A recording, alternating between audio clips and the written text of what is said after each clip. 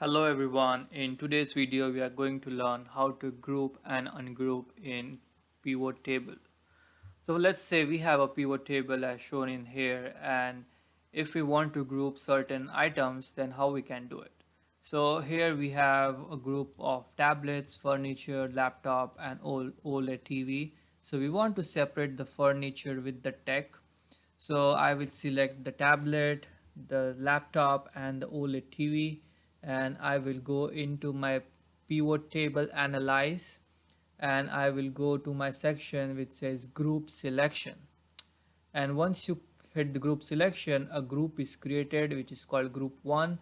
I will name it as tech, and once I name it as tech, you can see that every other section got grouped and the data got split into tech versus furniture, and now you can see a different views. Now if you have already grouped this and now you want to ungroup it, it's really easy. You go back to the group section and then you hit ungroup.